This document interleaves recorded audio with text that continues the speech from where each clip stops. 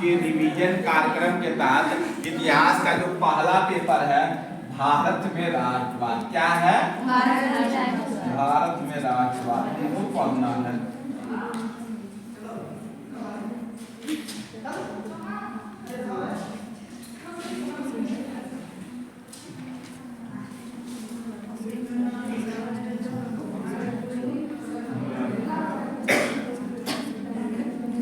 आज हमारा इसी टॉपिक पर प्रथम प्रश्न पत्र है भारत में राष्ट्रवाद। इस राष्ट्रवाद के पेपर में हम लोग रिवीजन कार्यक्रम कर रहे हैं। रिवीजन कार्यक्रम में पहला यूनिट है राष्ट्रवाद क्या है, उद्भव और परिस्थितियां। सेकंड आपका जो लेसन है वह 1857 की क्रांति, कारण स्वरूप परिणाम। और थर्ड लेसन है उदारवादी युग। चौथा अध्याय है उग्रवादी युग। और जो पांचवा अध्याय है गांधी और रविन्द्रनाथ टैगोर। और छठा जो अध्याय है स्वदेशी आंदोलन, बंगाल विभाजन। सातवां जो अध्याय है वह है सूरत विभाजन। और उसके बाद एक होम रूल आंदोलन है। इतना और सांप्रदायिकता, मुस्लिम लीग और सांप्रदायिकता, इतना आपका फर्स्ट बेहद आसान है। आप लोग को इतना इजी पेपर कक्षा 5 में नहीं पढ़े होंगे, तो 5th क्लास का पेपर है ये। आज हम जानेंगे भारत में राष्ट्रवाद। राष्ट्रवाद क्या है, राष्ट्रवाद का उद्भव और विकास कैसे हुआ है, आज हम लोग थोड़ी सी इसकी चर्चा करके 1857 की क्रांति, उदारवादी युग, ये 3 टॉपिक आज हमारे लेसन प्लान के तहत है। हम लोग इसका नाम दिया गया है टी टाइम स्टडी, यानी चाय पीते पीते इतिहास का अध्ययन, यानी टी टाइम स्टडीज का। पहले कंपटीशन में भी टी टाइम स्टडी होता था, चाय पीते पीते पूरा इतिहास को आप दोहरा लीजिए, मान लीजिए चाय पीते पीते। अब इसके बाद देखिए पहला चीज जाना है राष्ट्रवाद क्या है। क्या है राष्ट्रवाद? राष्ट्रवाद है क्या? तो राष्ट्रवाद कहने के पीछे तात्पर्य क्या है? राष्ट्रवाद यदि आपको जानना है तो पहले 2 शब्द को और जानेंगे। राज्य क्या है, राष्ट्र क्या है? राज्य का मतलब होता है उस इकाई से है जहां पर एक भूखंड हो, भूखंड पर जनता रहती हो, जनता को चलाने के लिए कानून हो और बाहरी हस्तक्षेप से मुक्त हो, ऐसी संकल्पना राज्य की होती है। और राष्ट्र क्या होता है?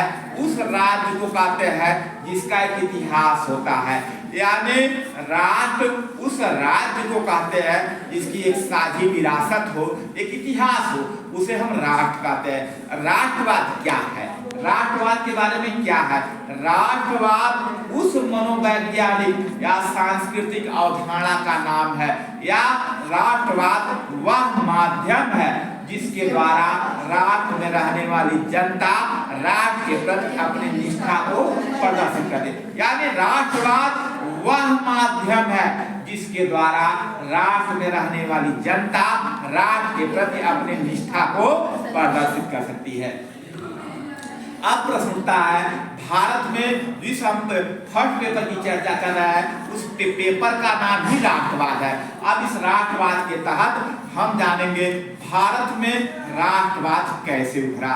भारत के राष्ट्रवाद के संदर्भ में कहा जाता है भारत का जो राष्ट्रवाद निकला है वह पाश्चात्य शिक्षा और पाश्चात्य शासन प्रणाली की नीतियों की देन है। यानी एक लाइन में कहा जा भारत का जो राष्ट्रवाद आया है वह अंग्रेजी शिक्षा और अंग्रेजी शासन की नीतियों की प्रतिक्रिया की देन मानी जाती है। अब कैसे? अंग्रेजों के आने से पहले भारत में लगभग 500 से ज्यादा रियासतें थी और उन रियासतों के मालिक राजकुमार राजा होते थे। सबके अलग अलग कानून थे, सबकी भाषा अलग अलग थी, सबके रीति रिवाज अलग अलग थे, सबकी परंपरा अलग अलग थी। तो अंग्रेजों ने क्या काम किया?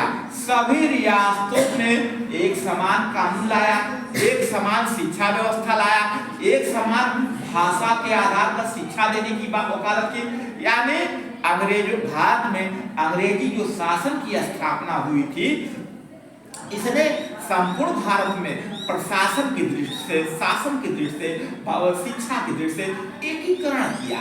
यानी भारत में अंग्रेजी शासन की कोई बड़ी उपलब्धि रहे, भारत में अंग्रेजी शासन की कोई देन मानी जाए तो आप कहेंगे अंग्रेजों ने भारत में एक समान कानून व्यवस्था, एक समान कर व्यवस्था, एक समान शिक्षा व्यवस्था, एक समान टैक्स की प्रणाली इन्हें भारत में उन्होंने लाया था। यानी अंग्रेजों ने भारतीयों का सामाजिक, आर्थिक, राजनीतिक रूप से एकीकरण करने की वकालत की। यह भारत के इतिहास में भारत के लिए बड़ी उपलब्धि। लेकिन भारत का जो राष्ट्रवाद आया है यह कैसे निकला है? हम अंग्रेजों के आने से पहले भारत में, अंग्रेजों के आने से पहले भारत में कैसी व्यवस्था थी? देखिए, भारत कृषि और कुटीर उद्योग पर आधारित देश था। यहाँ की जनता कृषि और कुटीर उद्योग पर, कृषि का मतलब था गांव से जो खेती बाड़ी करते हैं, कुटीर का उद्योग मतलब था 10-12 लोग मिलकर जो उद्योग चलाते, छोटे लोग, छोटे उद्योग को कुटीर उद्योग कहा जाता है। अंग्रेज के आने से पहले मुगल काल में भारत कृषि और कुटीर उद्योग पर आधारित देश था। वह दौर इंग्लैंड में औद्योगिक क्रांति का था। क्या था? औद्योगिक क्रांति। और इंग्लैंड की जो औद्योगिक क्रांति से भारत का कच्चा, संपूर्ण कच्चा माल बंदरगाहों के माध्यम से इंग्लैंड भेजा गया। इसका परिणाम यह हुआ, जो कुटीर उद्योग को जो कच्चा माल मिलना चाहिए वह कच्चा माल की आपूर्ति नहीं हो पाई। इसका परिणाम यह हुआ कि कुटीर उद्योग मृतप्राय हो गए। यानी कुटीर, जो भारत का कच्चा माल कुटीर उद्योगों को जाता था, वह कच्चा माल कुटीर उद्योगों को न जाकर के समुद्र के रास्ते, समुद्री जहाज के माध्यम से वह इंग्लैंड गया और इंग्लैंड में चल रही औद्योगिक क्रांति का उद्देश्यों को पूरा किया।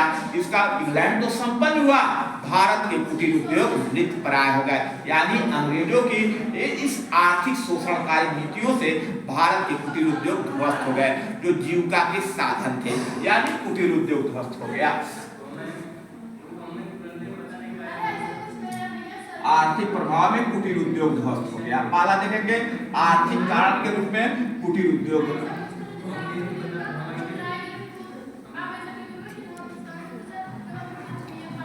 भारत में अंग्रेजों की शोषणकारी नीतियों से कुटीर उद्योग। और दूसरा जो टॉपिक पॉइंट, दूसरी बात करना है, अंग्रेजों ने समय समय पर अस्थायी बंदोबस्त, महालवाड़ी बंदोबस्त और रैयतवाड़ी बंदोबस्त को लागू करके भारत की परंपरागत कृषि व्यवस्था को ध्वस्त किया। यानी अंग्रेजों की कठोर भू राजस्व नीतियों के परिणाम रहा भारत परंपरागत कृषि और कुटीर उद्योग पर आधारित जो देश था वह व्यवस्था ध्वस्त हो गई। ठीक है, एक तो यह आर्थिक कारण है। और दूसरा कारण है भारत में जो राष्ट्रवाद का, वह सामाजिक हस्तक्षेप की नीति। अंग्रेजों ने समय समय पर भारतीयों के सामाजिक मसले पर हस्तक्षेप किया। उदाहरण स्वरूप आप देख सकते हैं 1829 में लॉर्ड विलियम बेंटिक ने सती प्रथा का उल्लंघन किया था। राजा राम मोहन राय पहले व्यक्ति थे जिन्होंने सती प्रथा को राष्ट्रव्यापी आंदोलन के रूप में तब्दील किया। सती प्रथा के खिलाफ राष्ट्रव्यापी आंदोलन चलाया था। इसके साथ साथ लॉर्ड विलियम बेंटिक के शासनकाल में 1831 में नर बलि प्रथा को समाप्त किया जाता है। इसके साथ साथ 1831 में नर बालिका शिशु हत्या पर कानून बनते हैं। इसके साथ साथ 1841 में लॉर्ड एलन बरो के द्वारा भारत में दास प्रथा का उन्मूलन होता है। फिर 1856 में ईश्वर चंद्र विद्यासागर के प्रयत्नों के फलस्वरूप भारत में विधवा पुनर्विवाह अधिनियम पारित होता है। यानी कह सकते हैं अंग्रेजों की सामाजिक हस्तक्षेप की नीतियों का परिणाम रहा भारत में सामाजिक ताना बाना, सामाजिक ढांचा तहस नहस हो गया। यानी इसको हम कह सकते हैं। और जो तीसरा कारण था सामाजिक कारण के रूप में आप देख सकते हैं, सामाजिक कारण के रूप में देख सकते हैं सामाजिक हस्तक्षेप की नीति, सामाजिक हस्तक्षेप की। और तीसरा कारण के रूप में आप देख सकते हैं, थर्ड जो कारण के रूप में देख सकते हैं, अंग्रेजों भारत में अंग्रेजी शिक्षा। देखिए लॉर्ड मैकाले जब भारत आया तो उसका उद्देश्य क्या था? भारत में अंग्रेजी शिक्षा का प्रचार प्रसार करना था। मैकाले को भारत में अंग्रेजी शिक्षा का जनक कहा जाता है। क्या कहा जाता है? मैकाले को अंग्रेजी शिक्षा का जनक कहा जाता है। Lord Macaulay.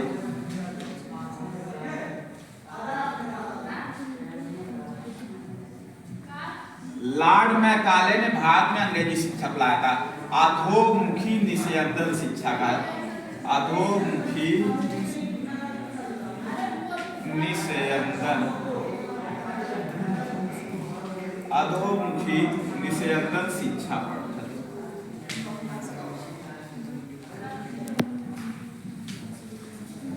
लॉर्ड मैकाले को भारत में अंग्रेजी शिक्षा का जनक कहा जाता है। अंग्रेजी शिक्षा को लाने के पीछे मकसद क्या था? कि हम सब लोग पढ़ लिख करके परिपक्व बने? जी नहीं। लॉर्ड मैकाले का उद्देश्य कदाच नहीं था। मैकाले का उद्देश्य क्या था? भारत में एक ऐसा समर्थक वर्ग तैयार करना हो जो शरीर से, पहनावे से, शकल सूरत से भारतीय लगता हो, लेकिन मन और मस्तिष्क से क्या हो? अंग्रेज हो। भारतीयों को मानसिक गुलाम बनाना मैकाले की शिक्षा नीति का उद्देश्य था। उन्होंने जिस शिक्षा नीति को लाया उसे हम अधोमुखी निषेधन शिक्षा प्रणाली कर। मैकाले की शिक्षा नीतियों का परिणाम रहा भारत में मध्य वर्ग की चेतना आई, और जो मध्य वर्ग की चेतना के फलस्वरूप भारतीय लोग अपने सामाजिक राजनीतिक मसलों पर सोचने लगे, अपनी समस्याओं के बारे में चिंतन करें। यानी पाश्चात्य शिक्षा ने भारतीयों के प्रति, भारतीयों के रूप रवैये में बदलाव लाया, भारतीयों में जन चेतना लाया। यह भी राष्ट्रवाद की उदय का कारण बनता है। और चौथा चीज माना जाता है पत्र पत्रकारिताओं का प्रभाव पड़ता है। पत्र, अंग्रेजी पत्र पत्रिकार, पत्र पत्रिकाओं का प्रभाव। अंग्रेजी शिक्षा और पत्रों के आदान प्रदान से विभाग में मध्यवर्गीय चेतना आई। यह भी इसके कारक के रूप में देखते हैं, इससे वो भी अपनी समस्याओं के बारे में जान सकते हैं। और इसके साथ साथ आप कह सकते हैं 1857 की क्रांति के बाद भारत में लॉर्ड लिटन एक गवर्नर जनरल के रूप में आता। लॉर्ड लिटन बड़ा प्रतिक्रियावादी शासक था। लॉर्ड लिटन की नीतियों का के फलस्वरूप जो जिस समय भारत आया उस समय पूरे देश में अकाल पड़ा हुआ था। एक तरफ भारत की जनता खाने बिना तरस रही थी, लेकिन लॉर्ड लिटन ने उस दौर में दिल्ली दरबार का आयोजन किया। क्या किया था? दिल्ली दरबार। लॉर्ड लिटन की प्रतिक्रियावादी नीतियों को भी उत्तरदायी मानते हैं।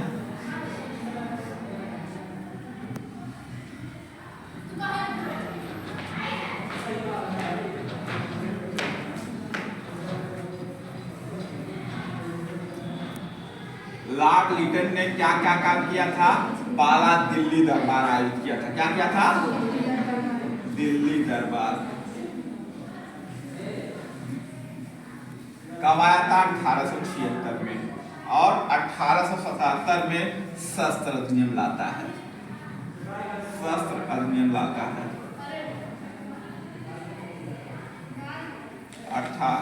और 1877 में। और तीसरा जो बनता है 1878 में वर्नाकुलर प्रेस एक्ट आता है।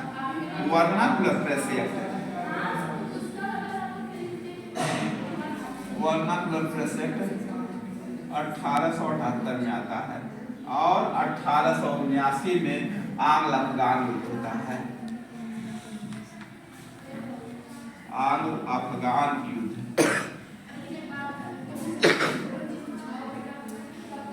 1879 में। यानी लॉर्ड लिटन की इन प्रतिक्रियावादी नीतियों से भारतीय जनता में गुस्सा उत्पन्न हुआ। और इसके साथ साथ यह सिविल सेवा में भारतीयों की उम्र की सीमा घटा देता है। वो 21 साल सिविल सेवा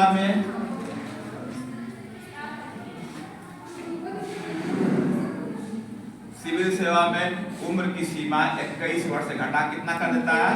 19 वर्ष कर देता है। सिविल सेवा में भारतीयों की उम्र की सीमा घटाता है। यानी दिल्ली दरबार का आयोजन किया लॉर्ड लिटन ने। लॉर्ड लिटन के दिल्ली दरबार का परिणाम क्या हुआ? पूरे देश में अकाल पड़ा हुआ था। अकाल पड़ा होता, एक तरफ जनता खाने बिना तरस रही थी और जनता खाने बिना तरस रही थी। इसका परिणाम यह रहा, वह महारानी विक्टोरिया को बुलाकर दिल्ली दरबार करके उसका सम्मान दे रहा था। यह कितनी गलत बात थी और सशस्त्र नियम भी पारित करता। बिना लाइसेंस के कोई हथियार रखेगा उसे आजीवन कारावास के प्रावधान थे। इसके बाद भारत की जो मीडिया थी उस पर प्रतिबंध लगाने के लिए वर्नाकुलर दशक ला देता है। आंग्ल अफगान युद्ध में बड़ी संख्या में भारतीय सैनिक मारे जाते हैं, भारत की निर्दोष जनता मारी जाती है, इससे भी उसकी आलोचना होती है। और सिविल सेवा में भारतीयों की जो उम्र की सीमा घटाकर 21 साल से 19 साल, इससे भारतीय जनमानस में निराशा थी जो राष्ट्रवाद के उदय का कारण बनती है। और एक कारण और है लॉर्ड कर्जन का। लॉर्ड कर्जन देखिए, लॉर्ड कर्जन 1899 में गवर्नर और 1905 ईस्वी तक रहता है। लॉर्ड कर्जन रहता है। लॉर्ड कर्जन ने क्या क्या काम किया था? काम तो बहुत अच्छे इन्होंने किया थे, लेकिन इसकी कुछ नीतियों से उसकी सबसे बड़ा आलोचना होती है जिस समय अकाल पड़ा था, बंगाल विभाजन और अकाल और बंगाल विभाजन।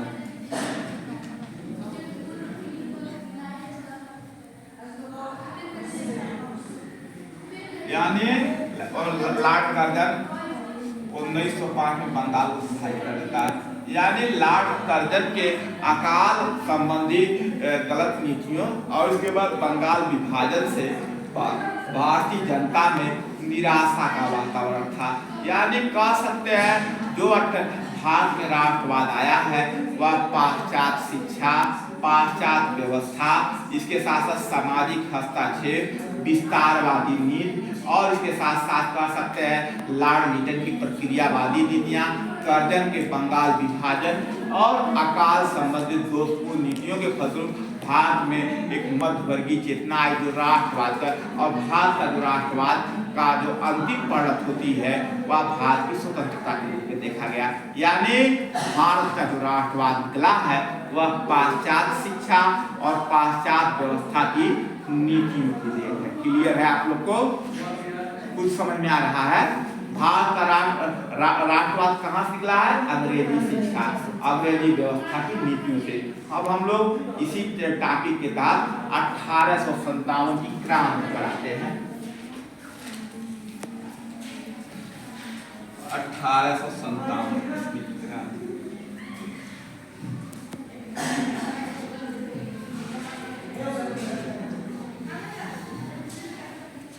अब हम लोग 1857 की क्रांति पर देखते हैं। देखिए 1857 ये की क्रांति भारत में राष्ट्रवाद के विकास का पहला चरण। 1857 की क्रांति भारत में राष्ट्रवाद के विकास का पहला चरण माना जाता है।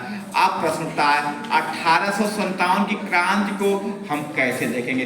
देखिए 19वीं सदी पूरी दुनिया में आइए 19 अच्छा वो तो ठीक है। 19वीं सदी पूरी दुनिया में क्रांतियों की सदी थी और 19वीं सदी पूरी दुनिया में क्रांतियों की सदी थी।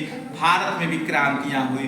भारत की जो क्रांति रही 1857 की वह अंग्रेजी शासन के सामाजिक, राजनीतिक, आर्थिक शोषण और विस्तारवादी नीति की प्रतिक्रिया की देन मानी जाती है। जबकि यूरोपीय देशों में जो क्रांतियां आई चर्च, दैवी निरंकुश शासन और पुरातन व्यवस्था के दोष के फलस्वरूप आता है।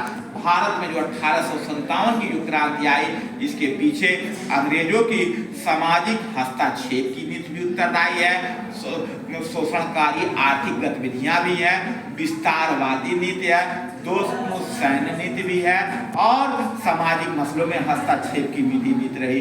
ये इन परिस्थितियों में 1857 में क्रांति होती है। यानी उसी को हम लोग प्रथम स्वतंत्रता संघर्ष या 1857 की क्रांति भिन्न भिन्न नामों से जाना जाता है। 1857 की क्रांति को भारत के इतिहास में कहा जा यह राष्ट्रवाद के विकास का पहला चरण है। राष्ट्रवाद के विकास का पहला चरण है। राष्ट्रवाद के विकास का पहला चरण। अब प्रश्न उठता है भारत में जो 1857 की क्रांति आई उसको संक्षेप में कैसे देखें। अंग्रेजों ने, अभी आपने देखा, अंग्रेजों के आने से पहले भारत कृषि और कुटीर उद्योग पर आधारित देश था। अंग्रेजों की गलत आर्थिक नीतियों से कुटीर उद्योग ध्वस्त हो गए। अंग्रेजों की गलत आर्थिक नीतियों से भारत की परंपरागत कृषि व्यवस्था थी वह ध्वस्त हो गई। अंग्रेजों ने भारतीयों के सामाजिक मसले पर हस्तक्षेप किया। सामाजिक हस्तक्षेप कैसे करता है? अंग्रेजों ने सबसे पहले 1829 में सती प्रथा के खिलाफ कानून लाया। 1831 में नर बलि प्रथा के खिलाफ कानून लाया। 1832 में नर शिशु बालिका हत्या के खिलाफ कानून लाया और इसके साथ साथ 1841 में दास प्रथा के खिलाफ कानून लाया और इसके साथ साथ 1856 में विधवा पुनर्विवाह के लिए कानून लाया था। यानी कह सकते हैं, देख सकते हैं, अंग्रेजों ने भारतीयों के सामाजिक मसले पर हस्तक्षेप किया। अब तीसरा चीज है अंग्रेजों की विस्तारवादी नीति है। अंग्रेजों की विस्तारवादी नीति है। अंग्रेजों की विस्तारवादी नीति में क्या है? अंग्रेजों के विस्तारवादी नीति के दो चरण है। पहला 1757 से लेकर के 1757 से लेकर 1799 तक अंग्रेजों ने युद्ध के माध्यम से विस्तार किया था और 1799 से 1857 तक युद्ध और कूटनीति का मतलब बेंजली की सहायता और लॉर्ड डलहौजी की हड़प नीतियों के माध्यम से भारत ने साम्राज्य का विस्तार किया था। यानी ब्रिटिश साम्राज्य के विस्तारवादी नीति से आम रियासतों में नाराजगी थी। उदाहरण के रूप में 1856 में जब जेम्स आउटरम कमेटी की सिफारिश पर अवध राज्य का विलय कंपनी साम्राज्य में किया गया तो इसे क्रांति की शुरुआत हो जाती है। यानी अंग्रेजों की विस्तारवादी भी नीति उत्तरदायी थी और इसके साथ साथ 1857 की क्रांति का दोषपूर्ण सैन्य नीति थी, जहां अंग्रेजी सैनिकों को अच्छे वस्त्र दिए जाते थे, भारतीय सैनिकों को खराब वस्त्र। अंग्रेज सैनिकों को अच्छे वेतन भत्ते दिए जाते थे, भारतीय सैनिकों को कम वेतन भत्ते दिए जाते थे। अंग्रेज सैनिकों को अच्छे हथियार दिए जाते थे, भारतीय सैनिकों को अपेक्षाकृत गुणवत्ता कम हथियार दिए जाते थे। यानी कह सकते हैं 1857 की क्रांति के पीछे भारत में सामाजिक, राजनीतिक, आर्थिक शोषण के साथ साथ विस्तारवादी नीति और दोषपूर्ण सैन्य नीति को उत्तरदायी मानते हैं। आज हम लोग इतना ही, तो खुला।